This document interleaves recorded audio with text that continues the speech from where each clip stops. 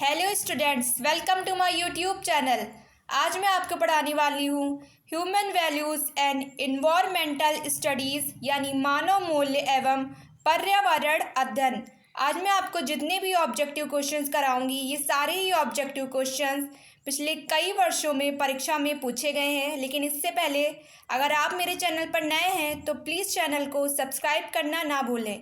तो चलिए स्टार्ट करते हैं आज का हमारा पहला प्रश्न।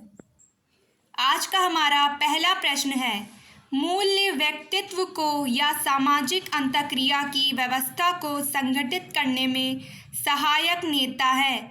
उक्त विचार निम्न में से किसका है? इसके ऑप्शन है option 1 Sorokin, option 2 Pareto, option 3 Johnson, option 4 Stanley hall. इसका सही उत्तर है ऑप्शन 3 जॉनसन। अगला प्रश्न नंबर 2, निम्न में से कौन सकारात्मक मूल्य है? इसके ऑप्शन है ऑप्शन 1 अहिंसा, ऑप्शन 2 शांति, ऑप्शन 3 धैर्य, ऑप्शन 4 उक्त सभी। इसका सही उत्तर है ऑप्शन 4 उक्त सभी। सकारात्मक मूल्य क्या है? अहिंसा, शांति और धैर्य। अगला प्रश्न नंबर 3, निम्न में से कौन नकारात्मक मूल्य है? इसके ऑप्शन है ऑप्शन 1 हिंसा, ऑप्शन 2 अन्याय, ऑप्शन 3 कायरता, ऑप्शन 4 उक्त सभी। इसका सही उत्तर है ऑप्शन 4 उक्त सभी। नकारात्मक मूल्य क्या है? हिंसा, अन्याय और कायरता।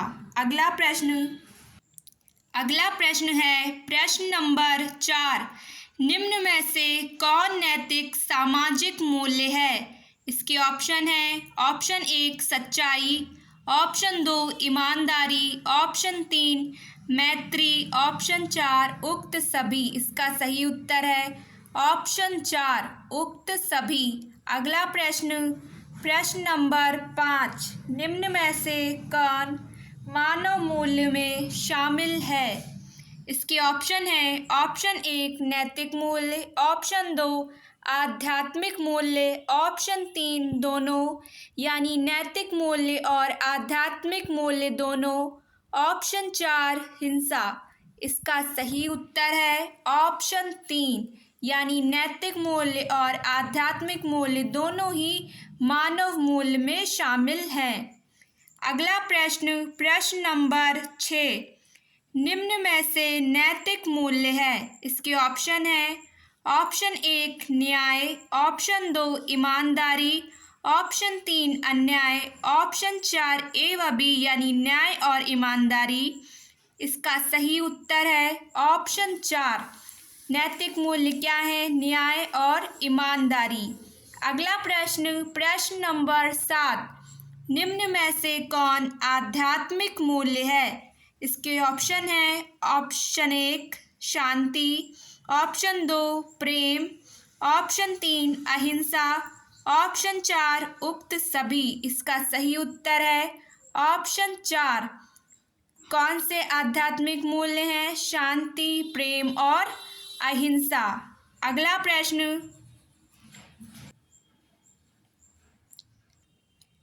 प्रश्न है प्रश्न नंबर 8, निम्न में से कौन भौतिक मूल्य नहीं है?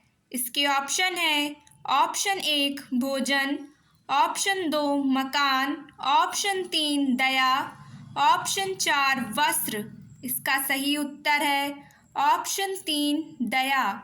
अगला प्रश्न नंबर 9, निम्न में कौन मनोवैज्ञानिक मूल्य नहीं है?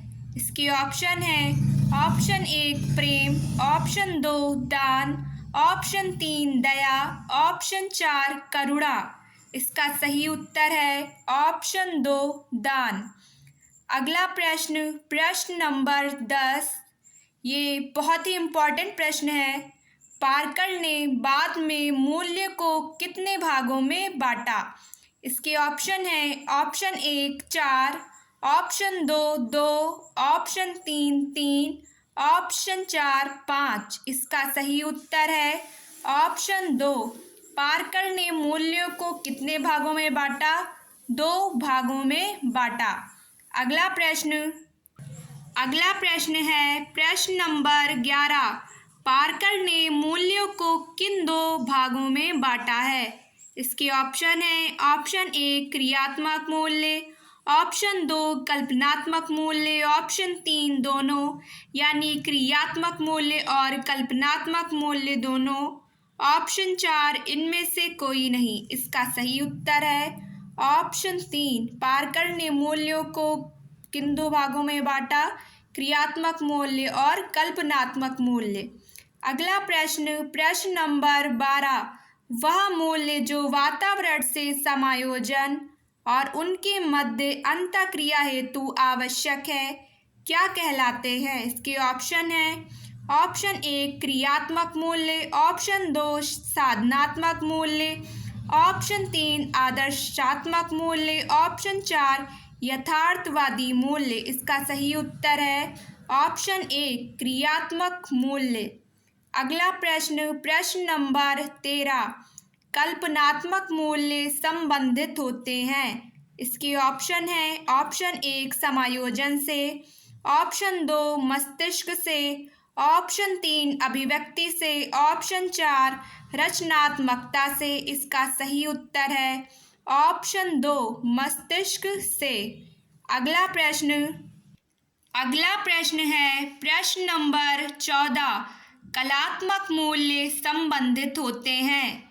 इसके ऑप्शन है ऑप्शन 1 खेल व कला की रचनात्मकता से, ऑप्शन 2 संतोष व धर्म से, ऑप्शन 3 दोनों, ऑप्शन 4 न्याय से। इसका सही उत्तर है ऑप्शन 3 दोनों। कलात्मक मूल्य किससे संबंधित होते हैं? खेल व कला की रचनात्मकता से और संतोष व धर्म से। अगला प्रश्न नंबर 15। प्रोफेसर PS नायडू ने मूल्यों को कितने में बांटा है यानी कितने भागों में बांटा है? इसके ऑप्शन है ऑप्शन 1 2, ऑप्शन 2 3, ऑप्शन 3 4, ऑप्शन 4 6। इसका सही उत्तर है ऑप्शन 4। प्रोफेसर नायडू ने मूल्यों को 6 भागों में बांटा है। अगला प्रश्न है प्रश्न नंबर 16।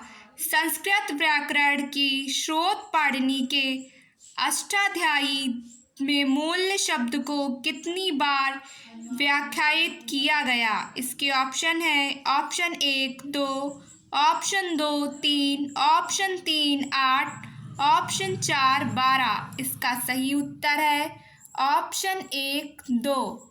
अगला प्रश्न नंबर 17। मूल्य के लिए अंग्रेजी भाषा के किस शब्द का प्रयोग किया जाता है? इसके ऑप्शन है option 1 will, option 2 value, option 3 दोनों, ऑप्शन 4 इनमें से कोई नहीं। इसका सही उत्तर है ऑप्शन 2 वैल्यू। अगला प्रश्न है प्रश्न नंबर 18। वर्तमान में मूल्य शब्द का अध्ययन किसके अंतर्गत किया गया है? इसके ऑप्शन है ऑप्शन 1 मूल्य शास्त्र, ऑप्शन 2 एक्सियोलॉजी, ऑप्शन 3 दोनों, ऑप्शन 4 इनमें से कोई नहीं। इसका सही उत्तर है ऑप्शन 1 मूल्य शास्त्र। अगला प्रश्न ये बहुत ही इम्पॉर्टेंट प्रश्न है। प्रबंध के कितने स्तर हैं? इसके ऑप्शन है ऑप्शन 1 3, ऑप्शन 2 5, ऑप्शन 3 4, ऑप्शन 4 2। इसका सही उत्तर है ऑप्शन 1 3।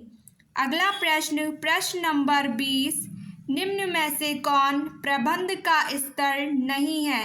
इसके ऑप्शन है ऑप्शन 1 मुख्य स्तर, ऑप्शन 2 निम्न स्तर, ऑप्शन 3 मध्य स्तर, ऑप्शन 4 उच्च स्तर। इसका सही उत्तर है ऑप्शन 1 मुख्य स्तर। अगला प्रश्न है प्रश्न नंबर 21। ये बहुत ही महत्वपूर्ण प्रश्न है। ये पिछले कई वर्षों में परीक्षा में आया है। भारत में राष्ट्रीय साइबर सुरक्षा नीति किस वर्ष अस्तित्व में आई? इसके ऑप्शन है ऑप्शन 1 2010, ऑप्शन 2 2011, ऑप्शन 3 2012, ऑप्शन 4 2013। इसका सही उत्तर है ऑप्शन 4 2013।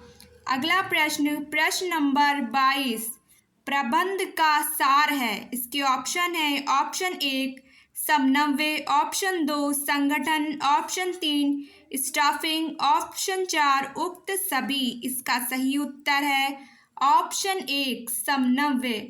अगला प्रश्न, प्रश्न नंबर 23 प्रबंध उत्तरदायित्व का हस्तांतरण है क्योंकि इसमें शामिल है ऑप्शन 1 पैसा, ऑप्शन 2 मशीन, ऑप्शन 3 मनुष्य, ऑप्शन 4 उक्त सभी। इसका सही उत्तर है ऑप्शन 2 मशीन। अगला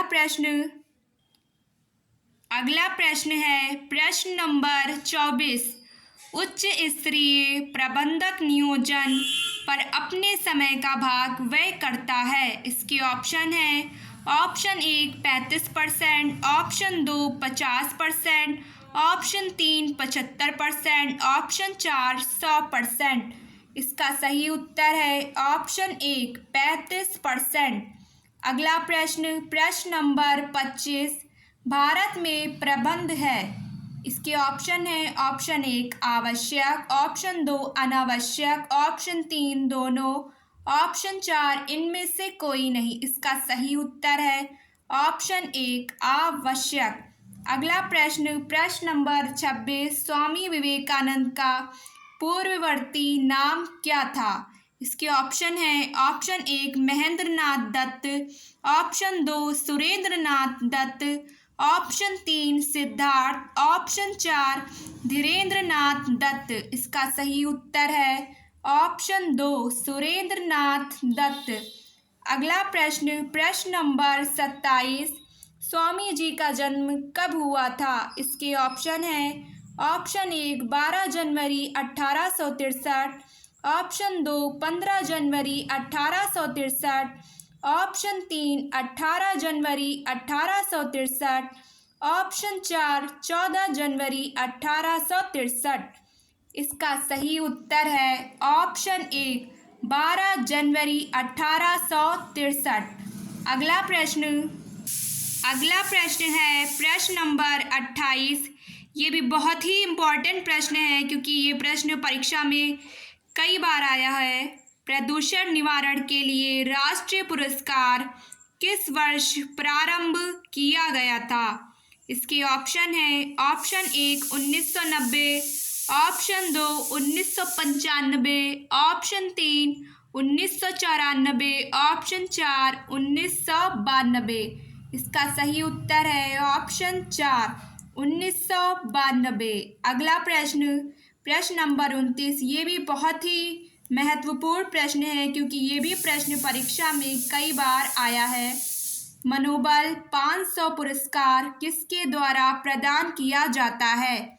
इसके ऑप्शन है option 1 UNEP, option 2 UNNP, option 3 ICCU, option 4 ICUN। इसका सही उत्तर है ऑप्शन 1 UNEP। अगला प्रश्न है प्रश्न नंबर 30। ये प्रश्न भी कई बार परीक्षा में पूछा गया है। विश्व पर्यावरण दिवस मनाया जाता है। इसके ऑप्शन है ऑप्शन 1 8 जून, ऑप्शन 2 5 जून, ऑप्शन 3 21 जून, ऑप्शन 4 2 जून। इसका सही उत्तर है ऑप्शन 2 5 जून। अगला प्रश्न, प्रश्न नंबर 31। इस पे भी ध्यान दीजिएगा। यह प्रश्न में भी परीक्षा में कई बार पूछा गया है। किस सम्मेलन के आधार पर 5 जून को पर्यावरण दिवस मनाया जाता है। इसके ऑप्शन है ऑप्शन 1 स्टॉकहोम सम्मेलन, ऑप्शन 2 टाका सम्मेलन, ऑप्शन 3 नैरोबी सम्मेलन, ऑप्शन 4 उक्त सभी। इसका सही उत्तर है ऑप्शन 1 स्टॉकहोम सम्मेलन। अगला प्रश्न, प्रश्न नंबर 32। ये प्रश्न भी परीक्षा में कई बार पूछा गया है तो इस पर भी ध्यान दीजिएगा। अंदिको या चिपको आंदोलन संबंधित है? इसके ऑप्शन है ऑप्शन 1 पेड़ बचाओ से, ऑप्शन 2 वायु प्रदूषण, ऑप्शन 3 मृदा प्रदूषण, ऑप्शन 4 जल प्रदूषण। इसका सही उत्तर है ऑप्शन 1 पेड़ बचाओ से। अगला प्रश्न है प्रश्न नंबर 33। अपिक्को आंदोलन किस राज्य में चलाया गया था? इसके ऑप्शन है option 1 Uttar Pradesh, option 2 Madhya Pradesh, option 3 Karnataka, option 4 Kerala. इसका सही उत्तर है ऑप्शन 3 कर्नाटक। अगला प्रश्न नंबर 34। ये भी प्रश्न परीक्षा में कई बार पूछा गया है। साइलेंट वैली बचाओ आंदोलन किस वर्ष प्रारंभ हुआ? इसके ऑप्शन है ऑप्शन 1 1993, ऑप्शन 2 1978, ऑप्शन 3 1977, ऑप्शन 4 1988। इसका सही उत्तर है ऑप्शन 1 1993। अगला प्रश्न नंबर 35। टिहरी बांध संघर्ष किस वर्ष प्रारंभ हुआ? इसके ऑप्शन है ऑप्शन 1 1976, ऑप्शन 2 1977, ऑप्शन 3 1978, ऑप्शन 4 1980। इसका सही उत्तर है ऑप्शन 3 1978। अगला प्रश्न है प्रश्न नंबर 36। ये प्रश्न भी परीक्षा में कई बार पूछा जा चुका है। ओजोन परत के संरक्षण के लिए कौन सा सम्मेलन आयोजित हुआ? इसके ऑप्शन है ऑप्शन 1 वीना सम्मेलन, ऑप्शन 2 पृथ्वी सम्मेलन, ऑप्शन 3 स्टॉकहोम सम्मेलन, ऑप्शन 4 लंदन सम्मेलन। इसका सही उत्तर है ऑप्शन 1 वियना सम्मेलन। अगला प्रश्न नंबर 37। एपीजे अब्दुल कलाम का जन्म हुआ था, कहाँ हुआ था? इसके ऑप्शन है option 1 Chennai, option 2 Mumbai, option 3 Kollam, option 4 Tiruchirappalli. इसका सही उत्तर है ऑप्शन 1 चेन्नई। अगला प्रश्न है प्रश्न number 38। A wings of fire किसकी कृति है? इसके ऑप्शन है option 1 S Radhakrishnan, option 2 Bill Gates, option 3 Azim Premji, option 4 APJ Kalam. इसका सही उत्तर है ऑप्शन 4 एपीजे कलाम। अगला प्रश्न नंबर 39। जैनुल आबदीन से कलाम के क्या संबंध है? इसके ऑप्शन है ऑप्शन 1 भाई, ऑप्शन 2 पिता, ऑप्शन 3 चाचा, ऑप्शन 4 दादा। आई होप आप लोग इसका उत्तर जानते हैं, लेकिन मैं बता दूं कि जैनुल आबदीन एपीजे अब्दुल कलाम यानी अबुल पाकिर जैनुल आबदीन के क्या है? पिता हैं। अगला प्रश्न है प्रश्न नंबर 40। रतन टाटा का जन्म कब हुआ था? इसके ऑप्शन है ऑप्शन 1 28 दिसंबर 1937, ऑप्शन 2 28 दिसंबर 1936, ऑप्शन 3 28 दिसंबर 1934, ऑप्शन 4 उक्त सभी। इसका सही उत्तर है ऑप्शन 1 28 दिसंबर 1937। अगला प्रश्न नंबर 41। टाटा समूह के संस्थापक निम्न में से कौन है? इसके ऑप्शन है option 1 Naval Tata, option 2 JRD Tata, option 3 Cyrus मिस्त्री, ऑप्शन 4 नटराजन चंद्रशेखर। इसका सही उत्तर है ऑप्शन 2 JRD टाटा। अगला प्रश्न नंबर 42। रतन टाटा को किस वर्ष पद्म विभूषण दिया गया? इसके ऑप्शन है ऑप्शन 1 2005, ऑप्शन 2 2006, ऑप्शन 3 2007, ऑप्शन 4 2008। इसका सही उत्तर है ऑप्शन 4 2008। अगला प्रश्न नंबर 43। ये प्रश्न भी बहुत ही महत्वपूर्ण है, ये कई बार परीक्षा में पूछा जा चुका है। गूगल वॉलेट का ऑनलाइन पेमेंट शुरू किया गया, कब शुरू किया गया? इसके ऑप्शन है ऑप्शन 1 2011, ऑप्शन 2 2012, ऑप्शन 3 2000, ऑप्शन 4 2005। इसका सही उत्तर है ऑप्शन 1 2011। अगला प्रश्न है प्रश्न नंबर 44। शक्ति और धन मेरे दो मुख्य दाव नहीं हैं। उक्त विचार किसका है? इसके ऑप्शन है option 1 Naval Tata, option 2 Cyrus मिस्त्री, ऑप्शन 3 रतन टाटा, ऑप्शन 4 नवल टाटा। इसका सही उत्तर है ऑप्शन 3 रतन टाटा। अगला प्रश्न, ये प्रश्न भी परीक्षा में कई बार पूछा जा चुका है, तो ध्यान दीजिएगा इस पे। जीवित अंग का अध्ययन पर्यावरण के साथ के रूप में जाना जाता है। इसके ऑप्शन है ऑप्शन 1 पारिस्थितिक तंत्र, ऑप्शन 2 पर्यावरण, ऑप्शन 3 पारिस्थितिक, ऑप्शन 4 समुदाय। इसका सही उत्तर है ऑप्शन 1 पारिस्थितिक तंत्र। अगला प्रश्न है प्रश्न नंबर 46।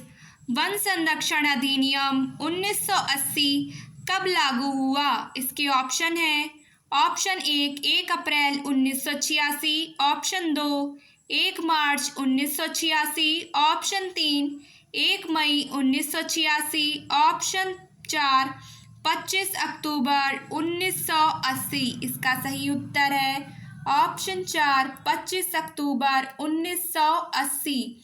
अगला प्रश्न नंबर 47। पर्यावरण एक संयुक्त अवस्था है। इसके ऑप्शन है ऑप्शन 1 जैविक, ऑप्शन 2 भौतिक, ऑप्शन 3 अजैविक, ऑप्शन 4 उक्त सभी। इसका सही उत्तर है ऑप्शन 4 उक्त सभी। अगला प्रश्न नंबर 48। पर्यावरण संरक्षण अधिनियम 1986 मार्च में पारित हुआ या लागू हुआ, कब लागू हुआ? इसके ऑप्शन है ऑप्शन 1 अप्रैल 1986, ऑप्शन 2 1 जुलाई 1986, ऑप्शन 3 1 जनवरी 1987, ऑप्शन 4 19 नवंबर 1986। इसका सही उत्तर है ऑप्शन 4 19 नवंबर 1986। अगला प्रश्न है प्रश्न नंबर 49। कौन सा एक प्राकृतिक प्रदूषण नहीं है? इसके ऑप्शन है ऑप्शन 1 भूकंप, ऑप्शन 2 बाढ़, ऑप्शन 3 वायु प्रदूषण, ऑप्शन 4 उक्त सभी। इसका सही उत्तर है ऑप्शन 3 वायु प्रदूषण। अगला प्रश्न, ये आज का हमारा आखिरी प्रश्न है। रियो शिखर सम्मेलन, पृथ्वी शिखर सम्मेलन वर्ष में आयोजित किया जाता है। इसके ऑप्शन है ऑप्शन 1 1972, ऑप्शन 2 1992, ऑप्शन 3 1997, ऑप्शन 4 1990। इसका सही उत्तर है ऑप्शन 2 1992। तो स्टूडेंट्स, आज आपको मैंने 50 ऑब्जेक्टिव क्वेश्चंस पढ़ाए। ये सारे ही ऑब्जेक्टिव क्वेश्चंस परीक्षा में पूछे गए हैं और इनमें से कुछ ऑब्जेक्टिव क्वेश्चंस तो परीक्षा में कई बार पूछे गए हैं, मैंने आपको बीच बीच में बताया भी। तो स्टूडेंट्स, अगर आपको मेरी वीडियो अच्छी लगी हो तो प्लीज़ वीडियो को लाइक और चैनल को सब्सक्राइब करना ना भूलें। मिलते हैं आपसे human values and environmental studies की अगली वीडियो में। तब तक के लिए गुड बाय।